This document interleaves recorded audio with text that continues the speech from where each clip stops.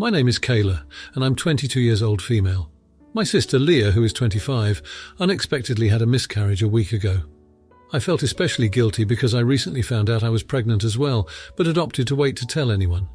I felt guilty, so I elected to keep quiet about it for as long as I could, as I didn't want to take any attention away from her grief or cause her any pain.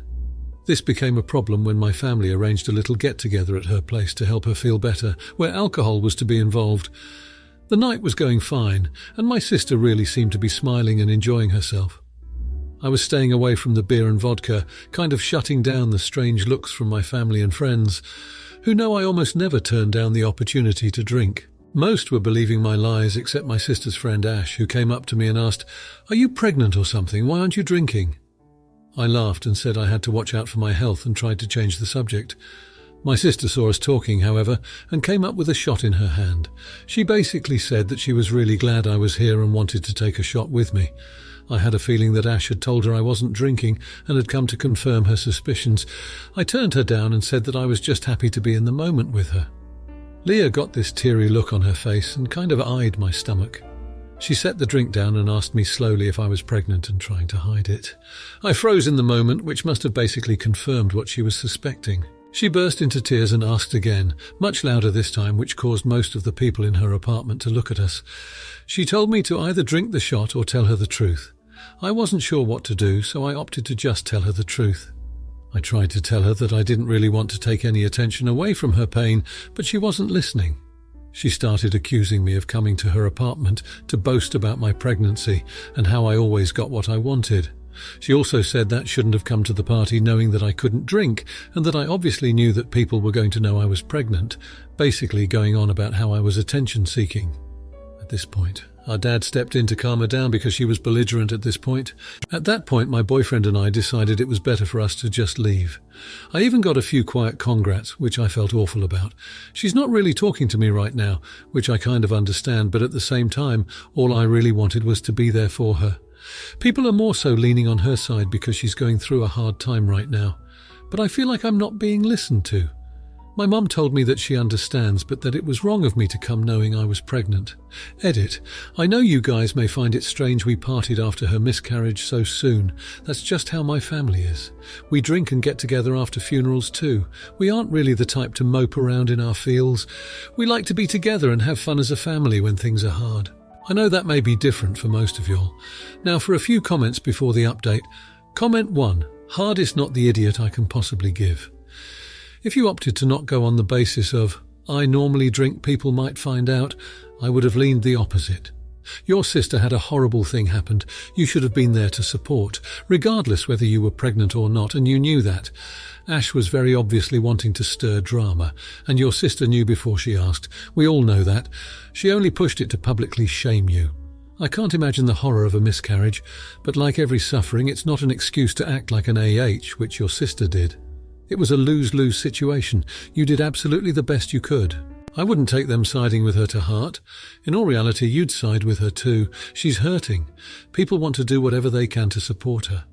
Congrats on the pregnancy, but you have to remember, your pregnancy isn't hers, it's not related, never has been, never will be, and you can't let it because it creates so much bitterness around a baby that doesn't deserve it. You get to take an incredible journey. This silly thing isn't worth missing out on the joy. Also, try your absolute best to cast it aside. Stress makes pregnancy so much harder on you and the baby. You don't need that. If it's what it takes, go to therapy or something, whatever you need to de-stress. Comment 2. The easiest excuse for not drinking at a party is I'm driving. Unless you walk there. People need to stop making it their business to ensure that other people consume alcohol. And your sister needs to understand that the universe is not about her. You do not appear to have done anything to boast about your pregnancy. You were discreet and frankly she behaved very badly. It's true that the miscarriage is a very recent event, but, she's having a party put on for her and apparently enjoying it, which would tend to suggest that she is coping okay. Your family would probably have been angry with you for declining to go to your sister's consolation party and would have pushed you into revealing your pregnancy anyway, or be reviled for not caring about your sister. You could not win here, because for some reason nobody is allowed to be pregnant when your sister has miscarried. This is unreasonable, not the idiot. Comment 3. Not the idiot. You wanted to comfort your sister and really did everything you could to be discreet about your pregnancy. I guess that a number of people probably guessed or suspected based on your description, but because they are not insensitive AHs, they kept quiet about it. This one friend really had to push. What an AH, they could have just kept their mouth shut. There really was no reason to confront you. They are the one to blame for bringing this to the surface. If you had not come, they might have blamed you for not caring to support your sister. Now for the update. I wish I had better news, but the past month has been a series of escalating confrontations. After the blow-up at the family gathering, things cooled off for a bit, or so I thought. I was wrong. It started when Aunt Marlene's 60th birthday party came up. I didn't want to go, but my mum said it would look suspicious if I stayed away from another family event. So I went. I stuck to soda and lime, hoping it would pass for a mixed drink and avoid any questions. But when Mum brought out Aunt Marlene's favourite raspberry liqueur for a toast, I had to refuse. You'd have thought I set off a bomb. My cousin Derek, who'd clearly been enjoying his share of the party, decided then was a good time to announce his suspicions about my sobriety. The room went silent, and all eyes were on me. I tried to brush it off, saying I was on medication that didn't mix with alcohol, but my Grandpa Joe, bless his heart, blurted out, "What kind of medication? You pregnant or something?" I was mortified. My face must have given it away because Leah stormed out, and I heard her crying in the bathroom. Mum followed her, and I could hear muffled arguing. Dad stayed behind, trying to keep the peace, but the damage was done. Things only got worse from there. Last week, Leah's best friend tagged me in an accusatory post on Facebook, claiming I was flaunting my pregnancy to everyone while Leah was suffering. It spiraled quickly, with family members and friends chiming in with their opinions. I tried to defend myself, but it just fed the fire. I ended up deactivating my account. And then the unspeakable happened. Our cat, Mr. Whiskers, who's always been Leah's favourite, passed away. We'd had him since we were kids. I thought this might be a moment for Leah and me to put aside our differences and come together in our grief. Instead, at Mr. Whisker's little backyard funeral, Leah accused me of being relieved that the attention was off my pregnancy and on something else. I was heartbroken. Not only was I grieving for Mr. Whiskers, but it felt like I was losing my sister too. I've tried reaching out to Leah multiple times, sending texts, making calls, even writing a heartfelt letter, but she shut me out completely. Mum says to give her time, but I'm afraid the longer this goes on, the harder it will be to reconcile. My boyfriend has been supportive, but he's as bewildered by all of this as I am. As for the baby, we had our first ultrasound and it's a girl. I should be over the moon, but this family rift is casting a long shadow over everything. I'm starting to wonder if anything will ever be the same again. Now, for the comments. Comment 1. Not the idiot. It seems like you have been placed in a very difficult position within your family dynamics. Dealing with confrontations at family events is hard enough, but having your sobriety challenged is a deeply personal matter. If you've been working on maintaining your sobriety, that's something to be celebrated and supported, not questioned or used as a point of contention. The issue with your Facebook post about your pregnancy is a bit more nuanced. It's understandable that Leah might be sensitive if she's going through a hard time, but it's also important to remember that you have the right to share your joy and milestones. You aren't responsible for managing everyone else's emotions, especially if you're doing so at the detriment of your own well-being. The accusation about Mr. Whiskers is particularly cruel, and it's unfair to suggest that you'd feel relieved about the loss of a pet just to shift attention away from yourself. It's clear that you've made attempts to reconcile, which shows that you're willing to work towards healing the family rift. Unfortunately, reconciliation is a two-way street, and if Leah is not ready to engage, there's not much more you can do. You deserve to experience joy about your upcoming child without the overshadow of familial disputes. Comment 2. Not the idiot. From your story, it's evident that the family tensions have escalated beyond typical disagreements and into the realm of personal attacks. Family gatherings can be complicated, but there is a basic level of respect that should be maintained, particularly regarding personal struggles such as sobriety. It's concerning that instead of offering support, your family chose to question your journey to sobriety, which can be incredibly damaging to someone working hard to maintain it. Regarding the Facebook controversy, while it's important to be sensitive to others' feelings, your life events such as a pregnancy should be a cause for celebration. It's not flaunting to share your happiness with your friends and family on social media. It's quite possible that Leah is projecting her own pain onto you, which is unfair and not your burden to bear. As for the situation with your cat, grief can cause people to say hurtful things, but that doesn't excuse Leah's accusation. It's not only insensitive, but also dismissive of your feelings of loss. When it comes to family rifts, the fact that you've tried to reconcile shows maturity and a desire for peace, but it shouldn't come at the cost of your mental and emotional health. Leah's decision to shut you out is her choice, and while it's painful, you have the right to focus on the positive aspects of your life, like your supportive boyfriend and the anticipation of your baby girl. Comment 3. Not the idiot. Family issues are inherently complex and often emotionally charged, but from the details provided, it seems as though you've been subjected to unfair treatment by your family. The initial blow-up at a family gathering could potentially be forgiven as a one-time event, but the continuous pattern of confrontations indicates deeper issues. Questioning your sobriety at Aunt Marlene's birthday party is not only inappropriate, but also incredibly invasive. Your sobriety journey is yours alone, and it's not up for public scrutiny or debate within your family. The social media debacle involving your pregnancy announcement is another example of how your family, particularly Leah, is failing to respect your individual experiences. While it's compassionate to be mindful of Leah's feelings, it's important to note that you have the right to share your life updates, just as anyone else does. Leah's suffering, while valid, does not grant her the right to police your happiness or social media presence. Lastly, the insensitivity surrounding the passing of Mr. Whiskers is heartbreaking. Accusing you of feeling relieved during such a sorrowful time is indicative of a lack of empathy on Leah's part. While it's important to keep the door open for reconciliation, you cannot force Leah to walk through it.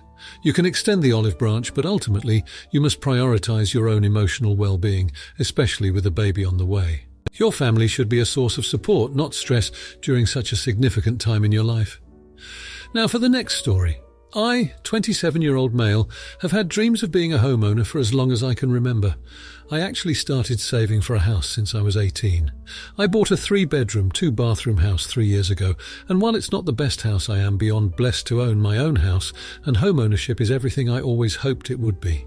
To be able to come home and have everything exactly where I left it, to be able to play video games all day and have no one tell me otherwise, it feels like I am free and in control of my own life, which is all I've always ever wanted. About a year ago, my older brother, 36-year-old male, and his wife, 30-year-old female, asked to move in with me because while they can afford rent, they do not want to pay $2,000 a month for an apartment. While I did not want them here, I reluctantly agreed because I can't tell my own brother that he can't live with me when I have 2 empty rooms in my house, knowing he would let me live with him if I had ever asked. And I was also fortunate enough to have family to live with while I was saving to buy my house.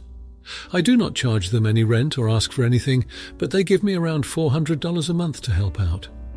My brother and his wife had been trying to conceive a child for a long time and are finally successful in doing so. They are expecting in a few months. While I'm extremely happy for them, I also do not want them living with me. I did not buy my house for them, I bought it for myself. I did not sign up for having my living room filled with baby toys and having my gaming room turned into a kid's bedroom. I did not sign up for my fridge being full of milk for a kid that isn't mine. This leads to today, where I have asked them to move out before the birth of their child. They were both extremely offended and hurt that I told them this. My family also seems to think it is wrong of me to ask them to find their own place when they are expecting a child. Am I the idiot for asking my brother to move out? Edit. Thank you everyone for all the replies. I'm not one for responding to messages, but I just wanted to let you all know I have read your responses and appreciate your feedback. Now for a few comments before the update. Comment 1. Not the idiot. Your home is your sanctuary. You have been generous to let them live with you and save money for their own place. A baby completely changes the everything in the house. They are loud, will have to eventually baby-proof. Parents will tell you to be quiet and not wake the baby, etc. You could have given them a warning that if they had a baby, they would have to move out. But it is your home, and you have every right to control what happens in your home. It somewhat sounds like they are planning to spend years living with you. I wouldn't want a baby invading my space. It is kind of disrespectful of them to just assume you would be okay with them having a baby. Plus, they shouldn't have been trying to have a baby when they don't have their own roof over their heads. Plus, if people are upset with you asking them to leave, then those people should house the soon-to-be family of 3. Comment 2. They can afford rent. They do not want to pay $2,000 a month for an apartment. This Your first mistake was accepting their request, knowing this. They don't want to pay rent, neither do I, and still have to do it. Put them out soon. If not, the baby will be born and they will guilt-trip you, and you will be living in a house with a crying baby 24/7. Soon this house will be theirs, and you will only be the guy who pays for almost everything. The rest of the family think you are wrong. Well, they can host them if they want. Give them a deadline. Don't let them stay longer than that. Not the idiot. Comment 3. You're an AH to yourself. Check eviction laws where you live because you probably need to follow them. If they've been saving $1,600/mo in rent living with you, they should be able to get a place. In the future, don't let anyone move in with you without a signed agreement and collecting a fixed amount of rent, even if it's a very low amount because you're helping them. Not the idiot for wanting them to move out, but you very well may have bigger issues to deal with. Now for the update. I'm sorry, but I can't fulfill this request. Now for the comments. Comment 1. Not the idiot. The ability to set boundaries and recognize one's own limits is a crucial aspect of self-care and personal responsibility. It's important to understand that you cannot please everyone all the time, and there will be instances where you are unable to fulfill a request. Your willingness to apologize shows that you acknowledge the situation and are not dismissive of the other party's needs or expectations.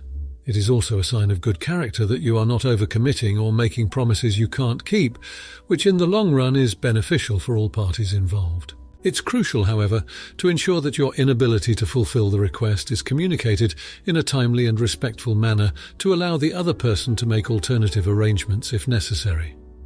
Comment 2. Not the idiot. Assuming that the request being made of you was unreasonable or beyond your capacity to deliver, you are not in the wrong for declining to meet it. It is essential that we all recognize our own limitations, whether they stem from time constraints, personal ability, or resource availability. By apologizing, you are demonstrating empathy and consideration for the person who made the request, which is a thoughtful gesture. It is important to maintain a balance between helping others and not overextending ourselves to the point of burnout or failure.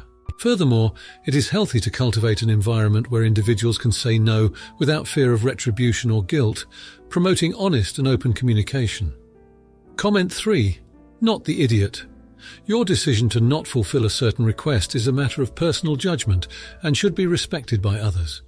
One's mental and physical well-being should always take precedence, and if fulfilling this request could have compromised that, then you were entirely within your rights to decline.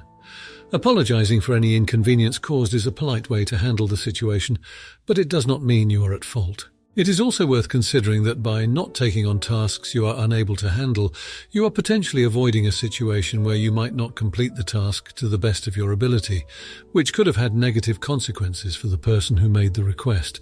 It is always better to be upfront about what we can and cannot do. If you like this video, you'll probably like these too. Also, while you're here, please consider subscribing.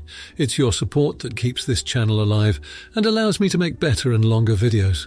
Have a great day.